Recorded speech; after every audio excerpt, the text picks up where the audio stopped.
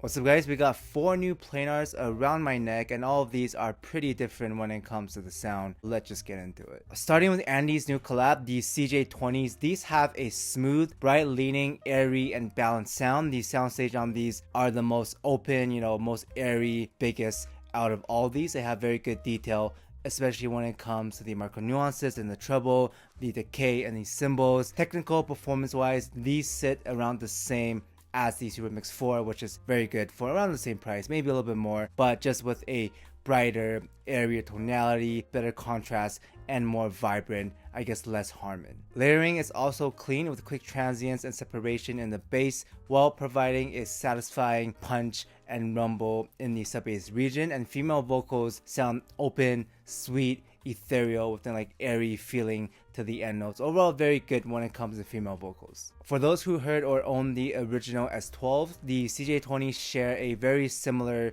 bright leaning, all-rounder kind of sound, but now are just less sharp, more refined in the treble, airier, and overall just less energetic compared to the original S12. So if you enjoyed the S12s but you found them to be a little bit peaky, a little bit unnatural in the treble and the timbre, then the CJ20s fixes that. Now, although these are vibrant and enjoyable, they are also not perfect because the treble and the 3K region can be a bit too boosted and normal to some people. Like if you're sensitive in those regions, you're gonna find these to be a little bit fatiguing, a little bit too bright. For example, energetic K-pop, pop, EDM tracks can come across overly saturated, too energetic in the timbre.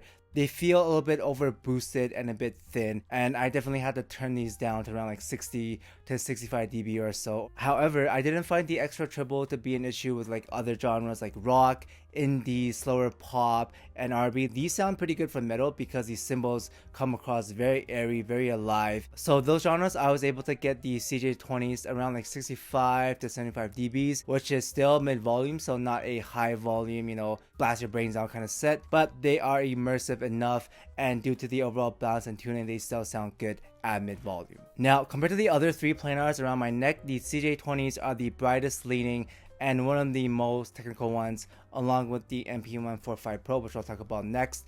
And if you have the RDT10s and you're looking to upgrade, these would be a direct upgrade to those. They share a very similar sound, but just more air, a little bit more detail, a bigger sense of stage, less smoothed out, a little more sharper in the transients overall. All in all, I think the CJ20s are a solid set because they're essentially just a better version of the S12s, and those are a lot of people's favorites, and they do have the technicalities and transients that back up the price. Just watch out for the brighter tonality and the treble if you are sensitive in those regions. Maybe slap on a 300 mesh filters, but yeah, give these a shot. Next, we got the MP145 Pro, and this has a cleaner, clear, more mid-range focused sound approach with a slight bite when it comes to the end notes. Compared to the CJ20s, it's not as full and rumbly, especially when it comes to the sub bass. It just doesn't extend as deep, but it's also not as bright and airy either. So basically, this is a less V-shaped version and more balanced version of the CJ20s. And if the CJ20s are on the brighter side of the scale, then the 145 Pros are in the middle with a hint of sparkle and sharpness when it comes to the imaging and the transients, and it just feels a little bit more textured in the notes, less smooth, less airy. When it comes to the nozzles, I would only recommend using the red ones because the others are just a bit too fatiguing. The extra 3K energy just gets a bit too shouty on top of the already, boost upper mids and the leaner low end. Yeah, it's gonna be a little bit more detailed with the other nozzles, but it also feels over boosted and a bit too sharp with those, whereas the red ones strike a very good balance. Still clean, still clear, but not too overly shouty with the bass tips as well. Now, genre-wise, the 145 Pro's clarity and the layering really stands out when it comes to more instrumental heavier tracks like classical, indie, acoustics, slow rock. Those all sound very engaging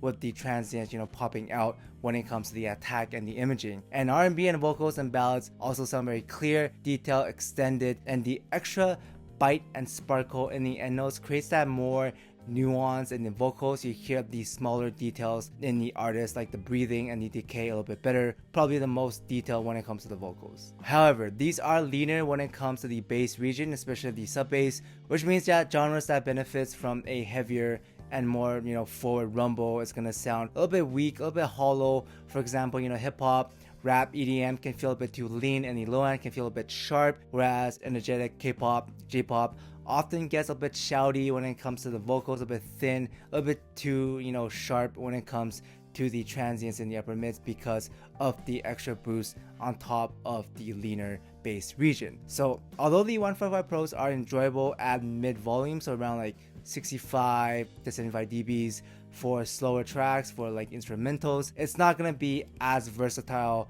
as the others on the list because it does one thing very good, which is the vocals, the upper mids, very clean, and the clarity is just, probably the best out of all of them, but it sacrifices that for some flexibility. If you want an all-rounder or just like more bass, then the original MP145 is still going to be smoother, fuller, not as lean, but also not as specialized and technical and resolving as the Pro versions, but they are more versatile, more quote-unquote musical, better for, more genres, and the safer pick for most people. You can think of these as the 2026 version of the SIMGA EA1000s, but with more detail overall. And if you like the sound of, the 7Hz Divine, that clean sound, but you want a little bit more detail, resolution, sharper transients in the overall tonality, then these would also be an upgrade to those. Overall, when it comes to value and performance, you're getting a pretty decent deal because it is more resolving than the CJ20s, along with the better build accessories. I'm gonna give these a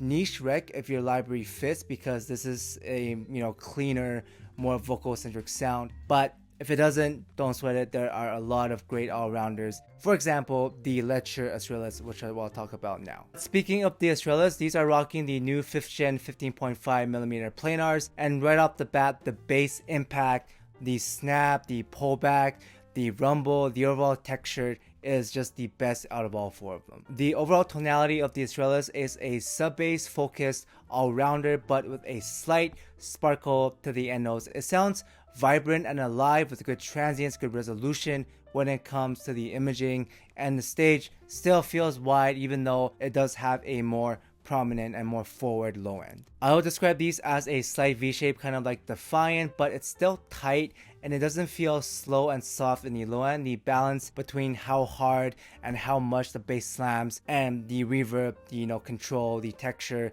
is very well done, and you don't miss out on the resolution nor the quantity and the slam. Basically, these are very musically engaging. They have great dynamics, great transients, where the slight sharpness from the upper mids and the bass C low end has that push and pull factor, creates that contrasty and more vibrant sound to the music. And on top of that, it also scales pretty good at around 70 to 80 dBs on most songs. Works with basically any genre, even with like energetic K-pop and J-pop, because of the tamer upper mids and more boosted low end. Just don't blast them. Obviously it's not gonna hurt if you blast these, but the overall sound is safe enough that it doesn't kill your ears, but it's also fun and engaging enough to not be boring and forgettable. The only real downside is that the vocals could use more clarity and power, more focus in general, because the sub bass can sometimes be overwhelming, a little bit too forward and kind of bury the artist.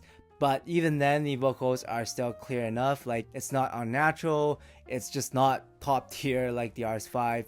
But basically, it does the job as an all-rounder for the vocals. Now, when it comes to technicalities, these are solid around the 5+2 area. Not quite as detailed as the CJ20s and the 145 Pros. You won't hear as much micro nuances and air in the higher frequencies, and overall separation isn't as clear as the other two. It sits slightly above the S12 Ultras, but more refined in the treble, not as V-shaped, and has better bass texture all around. So essentially just a slightly better version of the S12 Ultras. Sound-wise, the ASTRALIS is the best balance out of the bunch. I think the CJ20s can be a little bit too bright, and the HIDIZS can sometimes be too lean, a bit too sharp in the upper mids, whereas the ASTRALIS, takes parts of them like the sharper imaging and the transients, and then trades off some of that technicalities for a much better low end texture and a just more versatile, fuller sound altogether. All in all, these are an easy rec if you're looking for an all-rounder that has great sub bass, great contrast, vibrant, musical, but still pretty balanced, not stupid expensive like the Amber either,